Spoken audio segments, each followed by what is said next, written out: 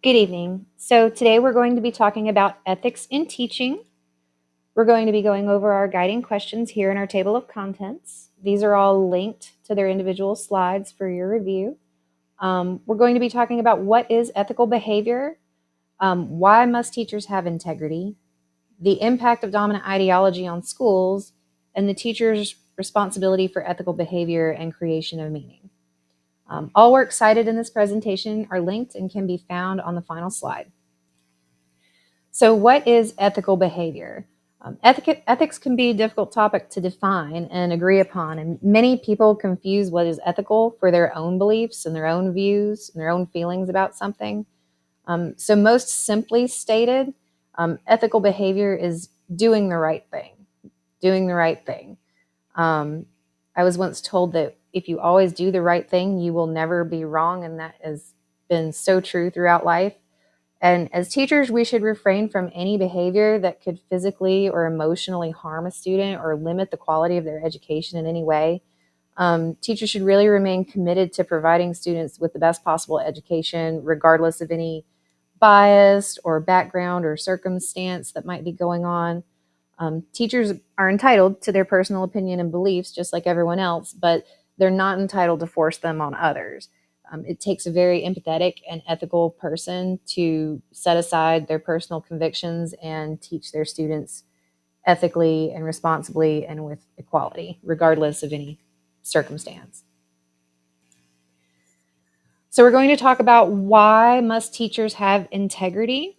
It's very easy to talk about always doing the right thing when you have the support of your community and your peers and the dominant ideology within your community.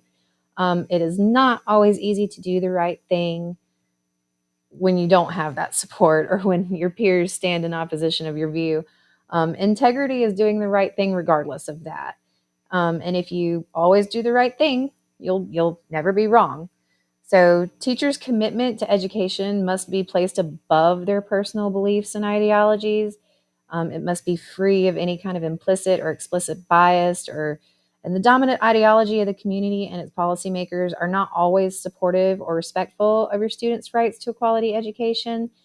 Policies and ideologies, both ethical and completely unethical, can certainly create hegemony in school systems and within the community.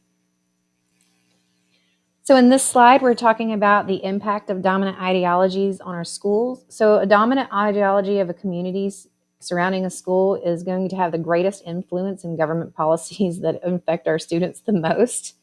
In low-income communities, emphasis is placed on different things such as employment, security, finding jobs, providing food, and less emphasis is often placed on education when families are struggling to survive. This can really limit resources for them to, have themselves heard within the community and also for our students and educators. And it can really limit their access to information and tools that could really set them ahead in their education. So as ethical and empathetical educators, we recognize that these circumstances shouldn't impact or limit our students' right to an education, and that the student's circumstances can limit their resources, but that it certainly does not dictate or define their potential.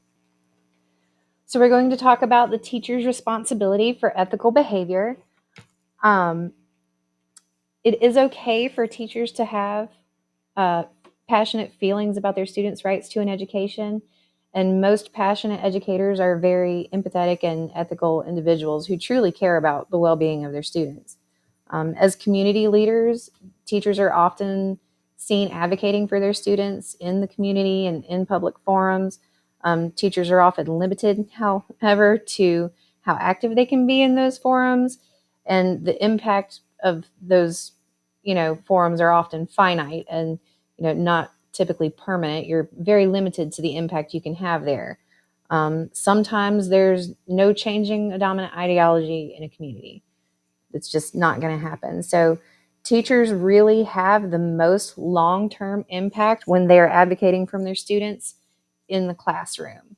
The best way for them to do this is to constantly be growing themselves and their own sense of what is ethical and their skills as educators, and By doing this, we can really minimize the impact that major policies and community changes have on our students.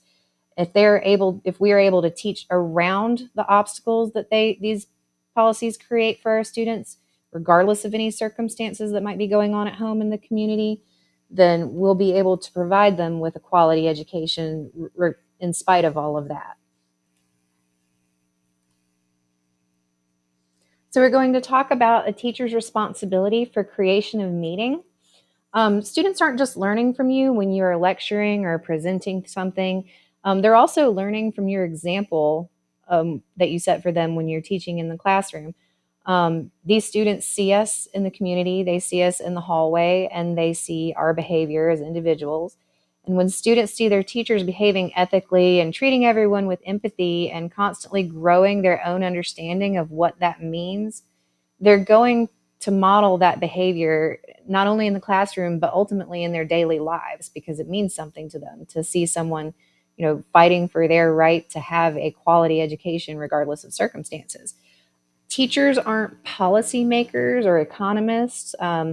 We are community leaders, but everybody in the community has a job to do. And the job of teachers is to educate the next generation of community leaders.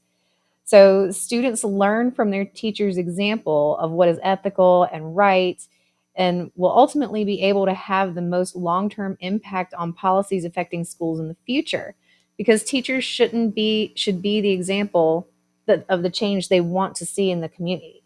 Teaching students isn't just a job, it's a responsibility to the future of our communities and our students. And that's starting to sound a lot less like a job and a lot more like purpose these days.